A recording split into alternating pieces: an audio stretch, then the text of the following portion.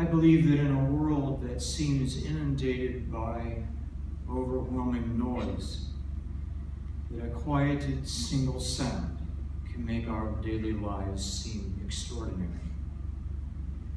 I frequently carry a chromatic tuning fork in my jacket pocket, not only as a finder of pitches to cue the choir that I conduct, but as a librarian of songs that rummage through my head. That isolated vibration can seem immensely memorable. A solitary sound moves through the imaginary spaces within our brain, carries a song stored in the hard drive we call memory. The smoky wisps of frequented tunes cause our psyche to flourish, our mood transcends, our thoughts to reel into forgotten lands, and memories or moments of childhood lost.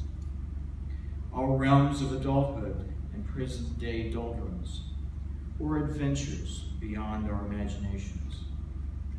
Perhaps it is the haunting melody of the strange white utility van that coils through the neighboring streets and alleys on hot summer afternoons that becomes all too familiar to all as the ice cream truck. Occasionally it is the sharpened sound of an instrument attempting to play a familiar refrain, only performed by elementary band students, which will be diligently forgotten when prescribed skill has been mastered and new material is presented for digestion. Recall the elderly voice quasi-singing a nursery rhyme prior to the Depression, somewhat nasal and sharp to the trained ear. Yet the perception remains not corrected, but rather intact as we remember. I hear the distant echoes of shuffling footsteps by a doctor with age and wisdom, following him to your hospital room with the news that it will be 3 more weeks in traction and out of school for 3 more months. One hears the persistent squeak of the hospital food cart to bring you yet another round of your favorite chocolate pudding. You hear the footsteps of the candy striker who comes to play another hand of rummy, euchre, or war. Perhaps it is a song of the neighborhood night walker who would sing a bit of melody he would improvise on after having one too many containers of his favorite beverage, and now must saunter his way back past your house. It may be the rustled grass of the quieted stranger who snuck his way into the backyard to sit in the shadow of our garage, placing himself in the lounge chair to finish his beer and cigarette before going home at 1 o'clock in the morning. One might hear the voice of a distant friend on the receiving end of an unexpected call, resurrecting hard-driven memories at a university once attended. Memories that somehow seem lost due to the constant motivations to achieve better things. The sound rings of "You forgot to call home" by a parent who believed you fell off the face of the earth.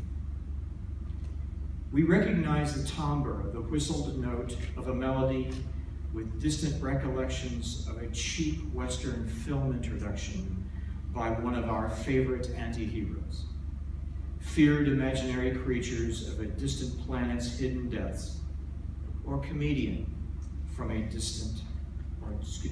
different era. Somewhere, the distant call of brass and drum reminds us that once again it is marching band season, and that the strains of singing the beloved school song instills a sense of pride and accomplishment, as we've moved through life's journals. Some may recall a note that continually hints at one's first opera,